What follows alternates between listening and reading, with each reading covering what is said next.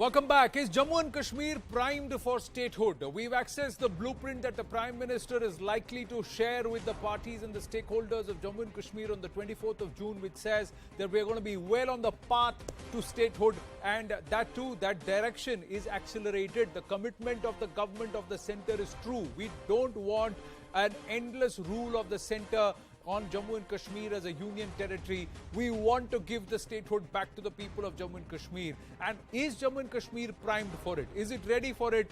Just around 2 years down the line, 5th of August 2019, 370 abrogated, 20th of June 2021. Where do we stand?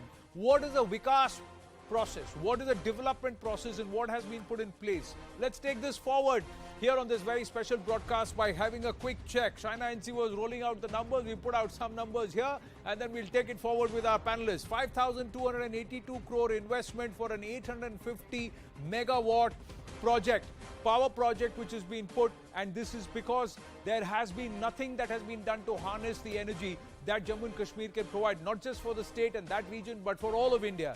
270 projects have been set to be completed, even just in the area of power. 3,000 megawatts in 40 years, 6,298 megawatts in the last 3 years itself.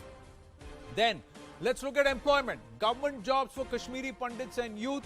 The matter of debate is, are Kashmiri Pandits actually returning, and is it the jobs that they're looking for? That's the subject matter of debate. What more can be done or needs to be done? 7th Pay Commission benefits have been extended, and CRPF and Jammu and Kashmir police recruitment boost has been significant. Social security, legitimate citizenship rights to all. With 35A gone, that is something which has been assured. Over 32 lakh domicile certificates have been issued as far as social security is concerned. Health and education. AIMS and new medical colleges have been launched. Investment drives are there. 50 new educational institutions have been launched and 17 dedicated COVID hospitals. And we are talking on a day when Jammu and Kashmir has already got the distinction across all our states that they have actually inoculated at least once more than 75% of their population. So Karthik Chopra, has enough been done in the last 1.5 to 2 years despite COVID to prime Jammu and Kashmir for return to statehood? Without the special status, but yes. The numbers, as you have all said, are impressive, and I think J&K is ready to return to statehood through a process of democratic elections. There are certain issues that we talk about. We totally welcome the abrogation of 370, which was a mistake to begin with, and we are very happy that it doesn't exist anymore. But when it comes to 35A, or let's say specifically keep 35A aside, when it comes to land ownership, like in Himachal, you have section 118, which puts certain conditions on transfer of agricultural land to non-agriculturists. Here also in the state, there are a large amount of land is privately owned by farmers. For having development, for having industry, you require land. So how will this land transfer to people who require land, whether it is for industry, for tourism purposes, for development purposes? Will the state come up with new industrial parks? Outside Srinagar, at one time, there used to be Zenakut Industrial Park. Will these industrial parks be revived? We don't want a situation in the state as it has taken place elsewhere, wherein there are tomorrow in the future, there are issues over land acquisition for industrial development. And then the entire process slows down. So while we are coming up with a complete new clean system, as Ayaz Sahab also said, there are a lot of people's representatives who don't have the financial wherewithal to fight elections, but they are truly deserving. So we need to see that in the new dispensation that comes to govern the state, there are a lot of these genuine representatives of the people also get tickets and have the opportunity to participate in governance. There are vast sections in the state, the Sikhs, the Punjabi Hindus who are not represented, who don't have a voice in the state. In the decisions but nobody stops you governing the state. When the elections now will be conducted, nobody will stop a Karthik Chopra or a Baldev Raina or a Kavinder Gupta to stand, or a Javed Beg to stand the elections and participate in the process. And if they want to represent a particular political party, they can. If they want to stand as independents, they can. But the power will be with the people in the true sense to elect them or to not elect them, and then the governing system will be. We absolutely agree. We absolutely agree. All we are saying is that since you are starting something new, something afresh, all these questions, such as there are land ownership questions on who can own land in Himachal, in Uttaranchal, non-local But that is entities that, cannot but easily acquire. All but these that issues need to be that sorted has out. not been decided as a union territory. It has been decided. It has to be decided as a state, and perhaps that's where the state government which is elected should decide that going forward. Why should Absolutely, it be? Why should it be the absolutely center that agree. would decide it? But China and see, has enough been done? And then I'll bring Kavinder Gupta ji also, because he's the former deputy chief minister there, and he will know what the changes are. But China and see, yes. So I think there are a lot of things which are done and which are being done, and knowing the political will of our Honorable Prime Minister and the Home Minister is expediting what we have said is a foregone. Now, whether it is 8 new medical colleges, 5 new nursing colleges, the assurance that Jammu Kashmir will have 50 new colleges which can actually ensure that we have 25,000 students under the fold. I think that there are many, many things. When you talked about, the domicile status, I want to say that everything is online. So why the resistance? At the same time, we realize that there are some Pahadi areas, some areas where those people need reservations too. So there's 4% reservation for them. There is a 10% reservation for those who fall under the category of economically weak. There is a huge talk about what are we going to do with areas adjoining the international borders. The Prime Minister has already highlighted that we have made sure that the borders are so well protected and that every citizen, even living on the borders, will be allowed to be part of the voting process. And we have reached out the Election Commission. I wouldn't give the credit to us, but the Election Commission as well, with the Prime Minister, have worked out that 98.3% people of Jammu and Kashmir are facilitated to vote. Isn't this a big step towards democracy? No, it is a big step. That inclusive facilitation is one aspect. For coming out and to see 98% of voter turnout, that is what will be the will be the achievement. That's another challenge. That's the real challenge. That's the real challenge, and especially to do it in those districts where there has been so much of venom and vitriol that's been fed. There is also that narrative which has been fed, which has also been allowed to fester over the last 3 or 4 decades, where it should have been nipped in the bud. But Kavinder Gupta ji, क्या कुछ बदला है और क्या-क्या चुनौतियां होंगी?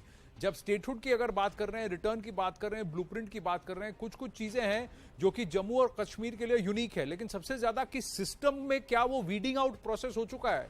उस system में वहां पर ऐसे लोग थे जो घुस गए थे, घर बैठ कर गए थे, जो कि किसी भी हालत में भारत से जुड़ना नहीं, भारत से टूटने वाली बात करते थे. क्या वो सब सिस्टम से निकल चुके हैं? क्या अब ये सिस्टम प्राइम्ड है कि full integration, return to statehood एक पीसफुल तरीके से और सही तरीके से हो सके? देखिए, सबसे पहले किसी भी निर्णय को लेने के लिए एक इच्छा शक्ति चाहिए होती है. वो इच्छा शक्ति जो विल पावर है वो प्रधानमंत्री जी ने दिखाई है. आज हालात ये हैं कि जम्मू कश्मीर के मामले को लेकर के छुटपुट जो कंट्रीज हैं वो भी इंटरफेरेंस करते थे. आज किसी की हिम्मत नहीं होती पूरे विश्व में कि जम्मू कश्मीर के बारे में कुछ कहे. आज अगर पाकिस्तान इस प्रकार की कुछ बातें करता है तो यहाँ पर बैठे हुए जो लोग हैं, उनके एजेंट जो बैठे हैं, उन्हीं के कारण से इस प्रकार की बातें होती हैं. जम्मू कश्मीर सबसे पहले यहाँ के हालात करने जिसके कारण से हम सभी देश से पीछे रहे, उसका कारण था यहाँ पर धारा 370 ने हमें बेरोजगारी में फैलाया, क्योंकि ना तो यहाँ कोई प्राइवेट सेक्टर आता था, ना यहाँ पर कारपोरेट सेक्टर आता था. वो इन्वेस्टमेंट यहाँ पर क्यों करेंगे? उनको पता था कि एक मकान तो हम खरीद नहीं सकते, लैंड हम यहाँ पर खरीद नहीं सकते, और उसी के कारण से बेरोजगारी बढ़ी. कारण ये हुआ कि यहाँ का MA पास पढ़ा हुआ युवक ये सोचता है कि 4th क्लास की मुझे नौकरी मिल जाए, क्योंकि उसके लिए आमदन का कोई साधन नहीं है. और उसके बाद जिस प्रकार से 3 वर्षों में डेवलपमेंट हुई है, कोई भी देश में ऐसा सिटी नहीं है जिसमें IIT हो, IIM हो, ये सेंट्रल यूनिवर्सिटी हो, एम्स हो. और जम्मू कश्मीर की 1.25 करोड़ आबादी में 1.25 आबादी में 2 एम्स का देना, इससे लगता है कि प्रधानमंत्री यहाँ पर डेवलपमेंट चाहते हैं. जिस प्रकार के बॉर्डर रोड्स को डेवलप किया गया है, आज पाकिस्तान या चाइना भारत से थर्राता है कि किस प्रकार से ये हमारे प्रधानमंत्री ने सभी बॉर्डर रोड्स को लिए, वहां पर आर्मी की मूवमेंट के लिए जो जोजिला टनल का बनाना, बनिहाल टनल का बनाना, पुंछ रजौरी सड़क का बनाना, रिंग रोड्स का बनाना, ये अपने आप में ये है कि हमें अपनी रक्षा के लिए पहले कहीं ना कहीं अपना जो इंफ्रास्ट्रक्चर है उसको मजबूत करना है, वो हम कर रहे हैं। आज बॉर्डर पर जिस प्रकार से बंकर्स बनाए हुए हैं उसके लिए पूरी तरह से तैयार है। और खास करके मैं ये कहना चाहता हूं कि धारा 370 के कारण से जो लोग यहाँ पर हम किसी दूसरे देश में चले जाएं तो वहाँ पर 5 साल बाद हमें ग्रीन कार्ड इशू हो जाता है। और ये 70 साल से यहाँ पर वाल्मीकि समाज, 70 साल से यहाँ पर गोरखा समाज, 70 साल से यहाँ वेस्ट पाकिस्तान रिफ्यूजी, उन्होंने क्या कसूर किया था कि उनको अधिकार नहीं दिया जाते? इनकी सोच गलत थी, इनके इरादे गलत थे, जिसके कारण से आज उनको सभी को राहत मिली है। पूरे देश के साथ एक हमने जोड़ा है।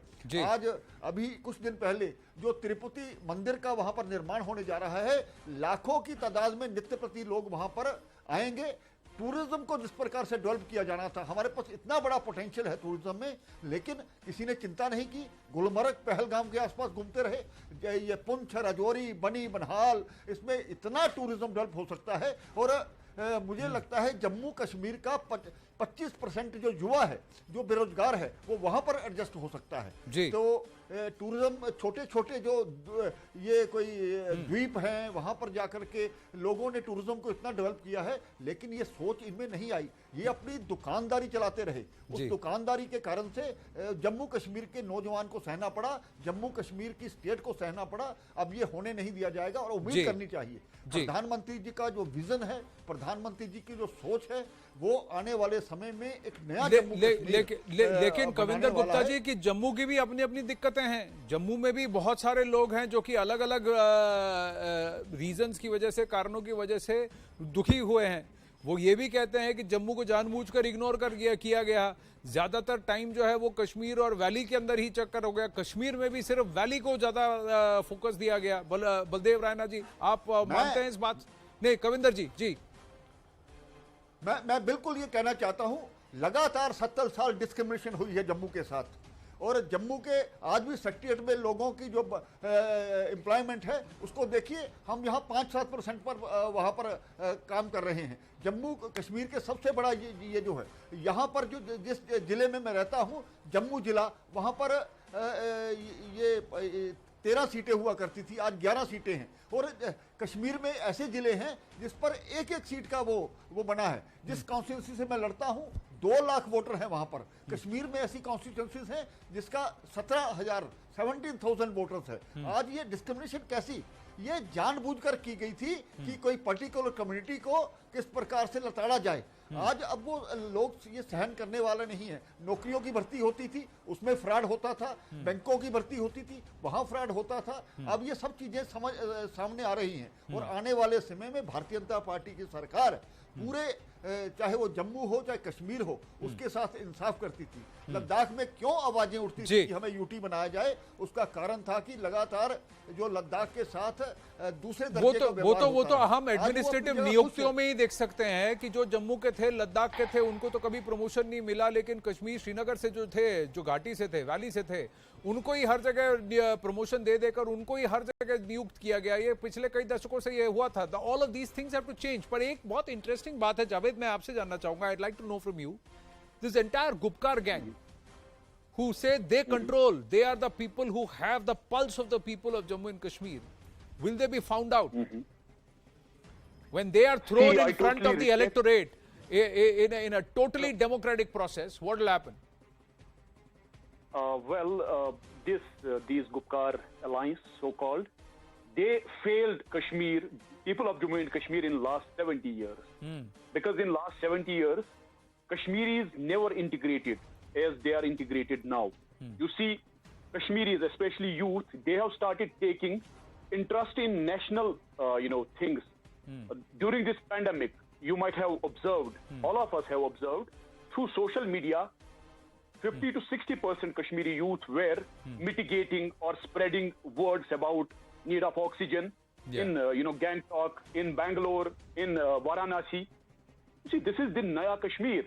People were kept in a cage by these successive regimes. I'm sorry to say. But after abrogation, Kashmiris felt as if they have got freedom. This is what they have been longing for. Especially youth, they are feeling that they have somebody to listen to their voice. Kashmiris are now more integrated than ever before. And if somebody is saying, we control Kashmir, they are highly mistaken. If this PAGD, so-called, if they say they are controlling Kashmir, they are highly mistaken. Because they have seen it in last year's DDC elections, when half of the voters, they voted against them. Yeah. They were together, many parties together, and very young guys, young chaps, without any political affiliation, without political plans, without political background. They fought elections and they won. Correct. They were able to defeat ex-ministers, MLAs, and ex-MLCs. So this is a clear verdict by people of Kashmir. People of Kashmir want peace. People of Kashmir want normalcy, development, prosperity, and ultimate integration with the rest of our country. This is what I want. This is what every Kashmiri wants. True. Like, isme, Javed, along with, I'm just bringing Karthik Chopra and then I'll bring in Baldev Rana. There is also another aspect. To the world, Karthik, there is going to be a big statement that the power of choosing their government is going back to the people. It's a fully integrated democratic system that is functioning, not something which is controlled by the army, not something which is controlled by certain establishment state actors like Gilgit-Baltistan currently under his military control, or there is a puppet sitting there, but it's the Pakistani military that calls the shot. In fact, the Pakistani military is calling the shots even with what Imran Khan is doing, but that's a different story. But even with POK, that's the reality. But the biggest aspect is that this is what we're going to tell the world. We abrogated 370 18 months ago. And this is the step that we are taking. We are taking the step for initiating and letting grassroots democracy take root at the grassroots. I think there can be nothing finer than this. This will be one of J&K's finest moments now once the process of democratic elections for a new state government begins. And what the central government has been doing over the last 2 years is to clean up the mess that has been existent in the state since 1947.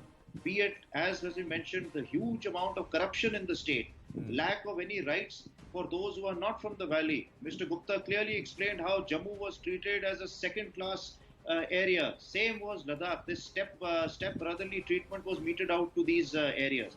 Finally, all this will end, and we are very happy that this is taking place.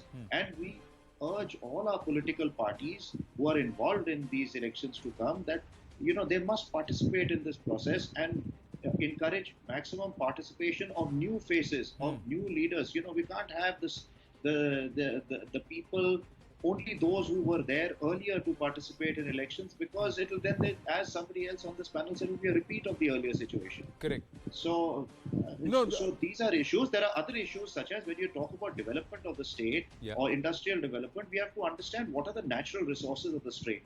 There is water, there is agriculture, there is tourism. So for agriculture, there are a number of landowners in the state. They're small landowners. Land is scarce in mountainous areas. They all would like to have their land holdings protected. Himachal Pradesh, for example, has certain sections in their Land and Tenancy Act. In the future, like you rightfully said, the state government will look at these. But the entire process moving forward, we are very happy, is one of inclusiveness, of including everybody's concerns. See, be it the smallest landowner or the largest business. I absolutely agree. But the point is, the Bakarwal or the Gujar, no one is but left Karthik, out. the tug is on both ends, है ना? बलदेव रायना जी से मैं पूछता हूँ, this is a real aspect कि कई जो बाहर से यहाँ पर invest करने आएगा, somebody has to come and invest. उसको चाहिए कि मैं जमीन खरीद सकूं. अगर आपको स्कूल खोलना है, कॉलेज खड़ा करना है, एम्स सेटअप करना है, या मान लीजिए किसी बी स्कूल का आपको ब्रांच लगाना है, so the people will say कि I want ownership of the property. So there has to be the flexibility to buy land in Jammu and Kashmir. वो भी होना चाहिए.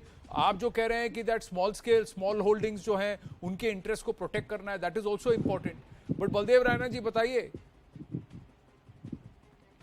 सर, अभी जो industry policy Jammu Kashmir state को दी गई, जो हमारी यूटी को दी गई, one of the best policy बनाई गई यहाँ के लिए, और सारा जो इंडस्ट्री जो पॉलिसीज हैं जिस तरह बाकी जगह में अभी डोमिसाइल पे सारी स्कीमें अवेलेबल हैं और लैंड जहां जहां पॉकेट अवेलेबल है सब अप्लाई कर सकते हैं।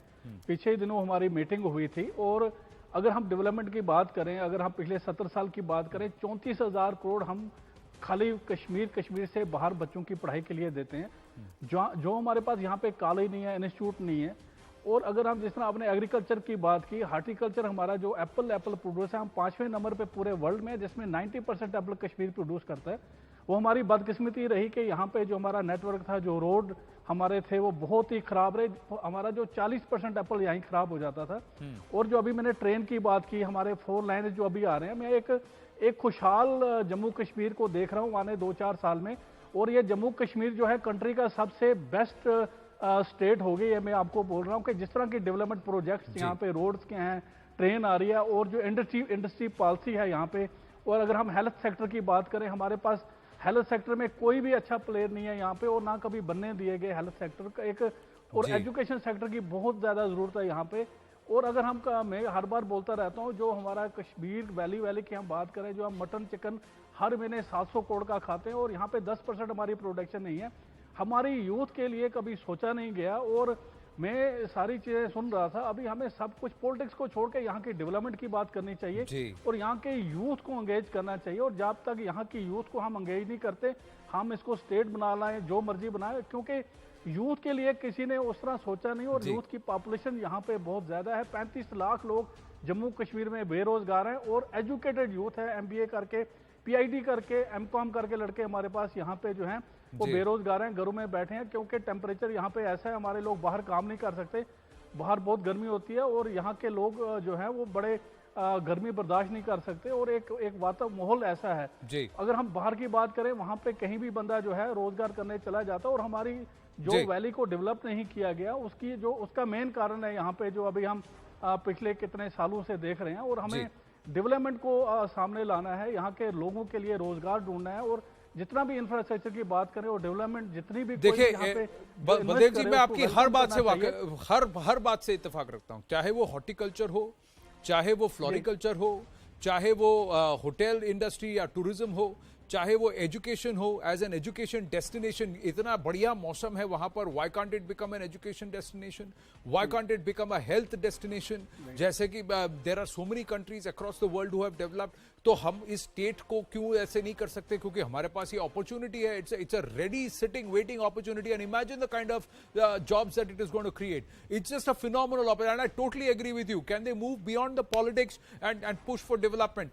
Javed, hold on to your thoughts. Ahmed Ayaz sahab, coming to you. We're going to take a very, very short break. ये weekend broadcast है, इसीलिए the ad breaks are such. So we'll take a short break and then I'll start with you. Is the Gupkar gang going to play ball in this entire development story and the vision for Jammu and Kashmir and the blueprint for Naya Jammu and Kashmir? Stay with us.